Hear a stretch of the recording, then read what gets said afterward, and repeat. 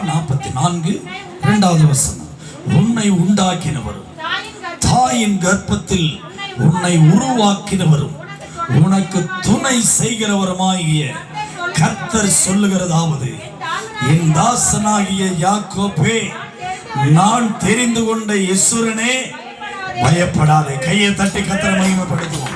ஹல்லேலூயா. நான் தெரிந்து கொண்ட யாக்கோபே, நான் தெரிந்து கொண்ட யெசுரனே, நீ பயப்படாதே. எல்லா கையை தட்டி பயப்படாதே, பயப்படாதே, பயப்படாதே. எதை குறித்து நீ பயப்படாதே.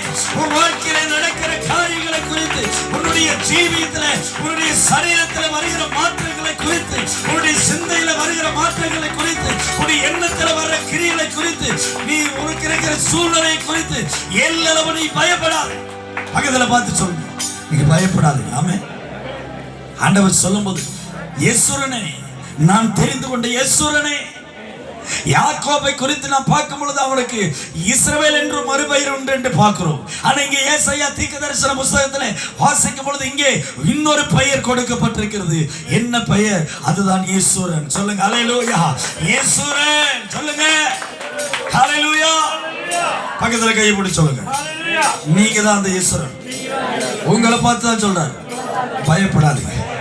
நீ சொல்றதே பயமா இருக்குது. சொல்லுங்க ஹல்லேலூயா. நீ சொல்றதே பயமா இருக்குது, எங்க போய் பயப்படாம இருக்குது? ஆமென். நல்லா கையை பிடிச்சு சொல்லுங்க, நீ பயப்படாத சாமி.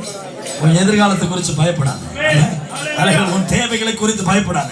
நாளைக்கு நீ என்ன செய்ய வேண்டும் என்று சொல்லி நீ பயப்படாத. ஆமென். ஏன்னா வேதம் சொல்லுகிறது, நாளைய தினத்தை குறித்து பயமில்லை, நாதன் இயேசு எல்லாம் பார்த்துக் கொள்வார், எல்லாம் பார்த்துக் கொள்வார்.